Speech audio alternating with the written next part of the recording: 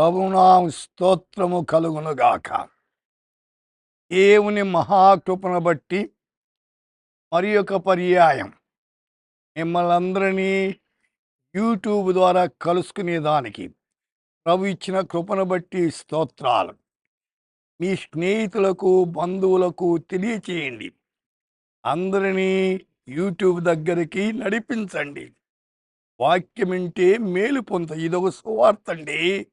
నువ్వు పోయి సువార్త చెప్పకపోయినా నీవు మీ బంధువులను స్నేహితులను యూట్యూబ్ ద్వారా వినిపించేదానికి ప్రయత్నము చేయండి. ఈ దినము వాగ్దాన వాక్యం 119 కీర్తన 154 వచనం. నీవిచ్చిన మాట చొప్పున నన్ను బ్రతికింపుము. క్వికన్ మీ అకార్డింగ్ టు దై వర్డ్. अपने वचन के अनुसार मुझको ఇలా ప్రియులారా, దేవుని వాక్యం బతికించేది. వాక్యములో జీవముంది. దేవుడు జీవము కలిగిన వాడు కాబట్టి ఆయన వాక్యము జీవముంది. 119:25లో నీ వాక్యము చేత నన్ను బ్రతికింపుమన్నాడు.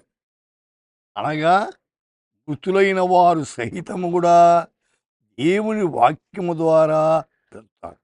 మీ అపరాధముల చేతను పాపముల చేతను మీరు చచ్చిన వారై ఉండగా ఆయన మేము బ్రతికించేవాడు.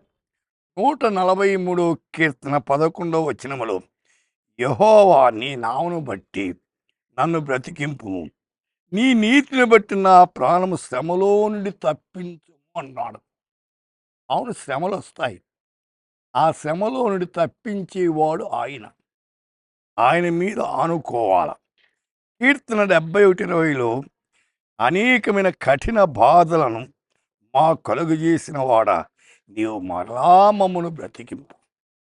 అయితే బాధల్లో శ్రమల్లో నుండి విడిపించి జీవింపజేసేవాడు మన దేవుడు. ప్రభు స్తోత్రం. అయితే 1 కొరింథీ 15:45లో ఏముందంటే, ఆదాము మొదటి మనుష్యుడు, జీవించు ప్రాణి ఆయనని వ్రాయబడినది. కడపటి ఆదాము జీవింపు ఆత్మ. కాబట్టి దేవుడు ఆత్మ గనక ఆయన ఆరాధించేవారు ఆత్మతోనూ సత్యముతోనూ ఆరాధన. సోదరి సోదరుడా, ఎలాంటి ఆరాధన చేస్తున్నాం?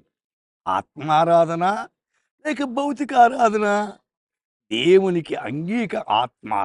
అలాగూ చేసి దేవుని నామాన్ని మహిమపడదాం. ప్రార్థన చేసుకుందాం. ప్రభువా, మా శ్రోతలు నీ యందు ఆత్మీయంగా బ్రతికి అనేకులకు ఆశీర్వాదకరంగా జీవించేదానికి కృప చూపించమని ఈ దినమంతా మీరెక్కల చాటున బిడ్డలను కాచి కాపాడమని యేసు నామమున ప్రార్థిస్తున్నాము తండ్రి. ఆమేన్.